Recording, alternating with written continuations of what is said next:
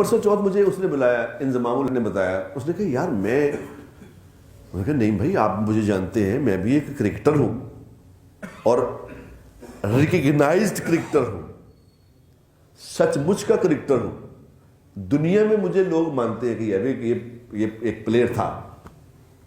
ہم نے کہتے ہیں کرکٹ کھیل لی ہے، کچھ تھوڑی بہت عقل سمجھتے بھی ہیں کرکٹ کی، کچھ سمجھتے بھی ہیں، کچھ سمجھ بھی ہے کرکٹ کی کہ کرکٹ کیا ہوتی ہے، سمجھتے بھی ہیں تھوڑا بہت۔ لیکن اس نے کہا میں بھی کھیلتا تھا، میں بھی پل بھی کرتا تھا، میں اسپنر کو بھی اچھا کھیلتا تھا، مگر میں بابر اعظم کو جب کھیلتا ہوا دیکھتا ہوں تو میری عقل نہیں کام کرتی کہ یہ کیا کھیل رہا ہے۔ یعنی میں دیکھ کبھی کبھی کوئی ایسا شاٹ مارتا ہے کہ نہیں بھائی عقل دنگ رہتی، یہ کیا ماری ہے، یہ کیسے ماری ہے، کیا پلیئر ہے وہ، کیا پلیئر ہے۔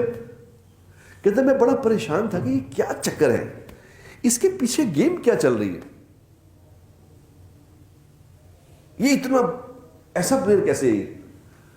تو کہتا مجھے پتا چلا کہ اس کا جو چاچا تھا، اس کا چاچا، اس کا انتقال ہو گیا تھا، اس کے 3-4 بچے تھے چھوٹے چھوٹے، تو اس کے والد صاحب بھی کوئی امیر آدمی تھے، غریب لوگ تھے، تو اس نے ان کے بچوں کو اپنے سینے سے لگا کے رکھا، ان کو کہا تم نے میرے پاس ہی رہنا ہے، میں نے ہی پالنا ہے تم لوگ، تم نے کہیں نہیں جانا، میرے ساتھ ہی رہو۔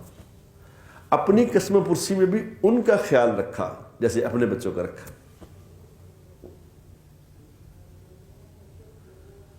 شادی بھی بابر اعظم کی جو ہو رہی ہے نا، اسی کی بیٹی سے ہو رہی ہے، اسی غریب بچے سے، اسی یتیم سے۔ کہتا ہوں مجھے سمجھ آ گئی بات، پیچھے گیم کیا ہے، پیچھے کہانی تو کچھ اور ہے۔ یہ آسمانی نظام ہے۔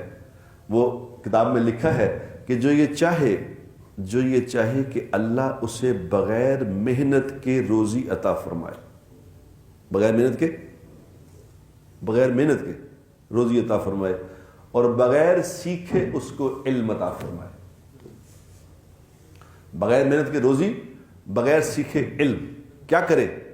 رشتہ داروں کا خیال کرے، رشتہ داروں کا خیال کرے۔ جو رشتہ داروں سے اچھا معاملہ کرے گا اسے اللہ بغیر محنت کی روزی عطا فرمائے گا، بغیر سیکھے علم عطا فرمائے گا، اور اس کی عمر میں برکت دے گا، اس کی عمر میں برکت ہوگی۔ کہتا مجھے بات سمجھ آ گئی کہ وہ یہ گانی ہے۔